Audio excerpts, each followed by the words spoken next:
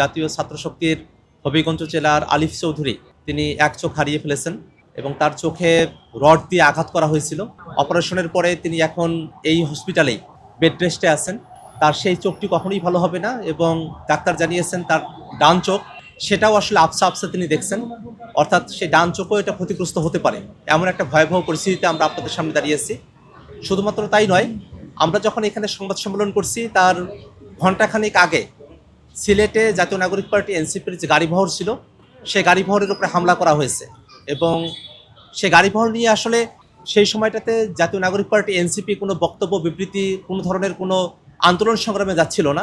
দেশের মানুষকে প্রতিদিন সুরক্ষিত রাখার প্রত্যয় নিয়ে সেফটি কেবলস সহ এলো সেফ সিলিং ফ্যান।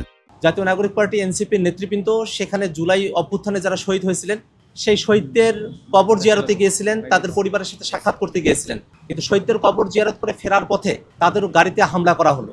এই হামলাটা ধারাবাহিকভাবে ঘটছে। আমরা খেয়াল করে দেখলাম যে গতকাল হবিগঞ্জে আমাদের নেতাকর্মীরা যারা আছেন তাদের উপরে হামলা করা হলো। সেখানে বিরোধী দলীয় চিফ হুইপ তিনি উপস্থিত ছিলেন, সেখানে আমাদের নারী সংসদ সদস্য যারা আছেন তারাও উপস্থিত ছিলেন, কিন্তু সংসদ সদস্যদের উপস্থিতিতে নারী সংসদ সদস্য তাদেরকে সেখানে হেনস্থার মুখে পড়তে হলো, তাদেরকে সেখানে আঘাতের সম্মুখীন হতে হলো। এবং আমরা খেয়াল করে দেখলাম যে এই হামলার প্রতিবাদে সারা বাংলাদেশে যখন আমাদের বিক্ষোভ কর্মসূচি চলছিল, সারা বাংলাদেশে প্রতিবাদ চলছিল, সেই প্রতিবাদ সমাবেশগুলোতেও কুড়িগ্রামে, দিনাজপুরে, চট্টগ্রামে বিভিন্ন জায়গায় জাতীয় নাগরিক পার্টি এনসিপির যে প্রতিবাদ কর্মসূচি সেখানেও ছাত্রদল, বিএনপি এবং যুবদলের যারা গুন্ডারা আছেন তারা সেখানে হামলা করেছেন। একটা ভয়াবহ একটা বিভৎস পরিবেশ তৈরি করা হয়েছে এবং আমরা আসলে এটার মধ্যে দিয়ে একটা শঙ্কার জায়গা দেখছি। আমরা দেখেছি আওয়ামী লীগের সময়টাতে আওয়ামী লীগ যেভাবে বিরোধী দলের যারা আছেন তাদের উপরে হামলা নিপীড়ন করতো, ঠিক এখন বিএনপি সরকার হামলা করার মধ্য দিয়ে আওয়ামী লীগের যে পথ সে পথে তারা অগ্রসর হওয়ার দিকে ধাবিত হয়েছে। আমরা এই ঘটনার তীব্র নিন্দা জানাই এবং আমরা মনে করি যে বাংলাদেশে যদি সত্যিকার অর্থে গণতন্ত্রকে প্রস্ফুটিত করতে হয় তাহলে বিরোধী দলীয় যারা আছেন তাদের উপরে এইসব হামলা মামলা করা যাবে না, তাদের উপরে কোনোভাবেই কোনো নিপীড়ন চালানো যাবে না।